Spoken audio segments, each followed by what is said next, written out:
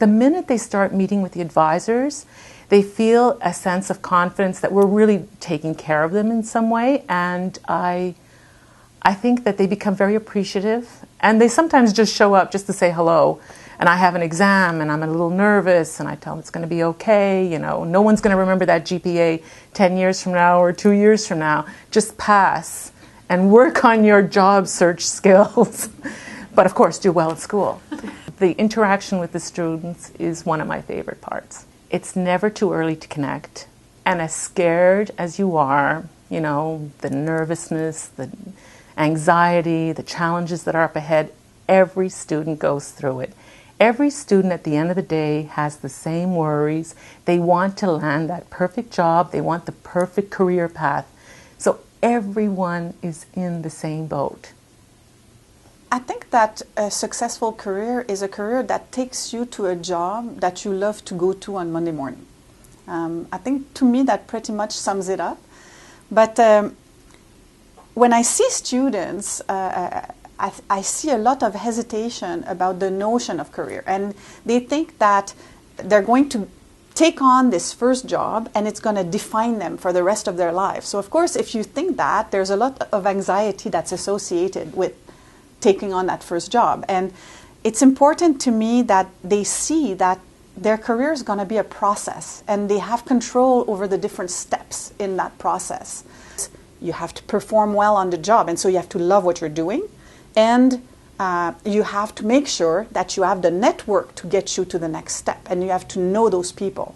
And so once they figure that out and they can see the career path of true people, of people who have gone through it, they start to believe about that mobility, and that if they develop their skills in the right way, they're going to be able to use it in a number of different settings and move towards what they like the most.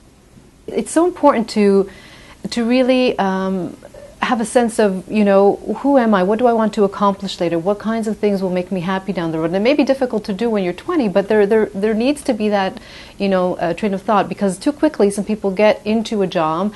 That's the first thing that came along, and then down the road find that they weren't satisfied. Know yourself and find out what it is that you want to do, so that you, because you will be spending your life, you mentioned earlier, doing something 52 weeks in the year. If you're not happy, if you haven't found something that's right for you, and that may change too. There will be changes in one's career, but I think it's important to take the care to figure out, what one wants to do with their career.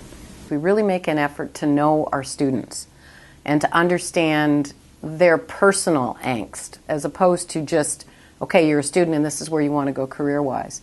My favorite quote, honestly, is, what's the worst that can happen? And inevitably, we hold back on things without trying new things, and the students are particularly prone to do that. And so I will say to them, okay, well, you get involved in that, what's the worst that can happen? And they look at me and go, I might not like it. And I'll go, so go for it. See where it takes you. I, once upon a time, not too long ago, was a student myself, so I really understand the struggles they go through, whether it be personal, school, academics, the pressure. So when they come into my office, oftentimes I'll have students that are just sometimes there to vent because they feel comfortable with me, because they know that I can identify with them. Get a LinkedIn profile, have that online presence. Get connected with people on LinkedIn, join groups, follow companies. But that in and of itself, that's one way of reaching people, but you still have to have that human aspect.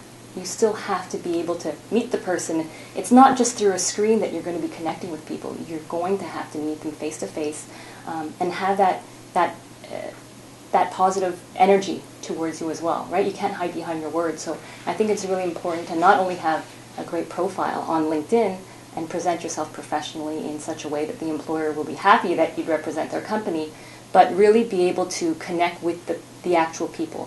Whatever career that you choose, that you wake up happy in the morning and you're not thinking, oh my goodness, I can't wait till 5 o'clock.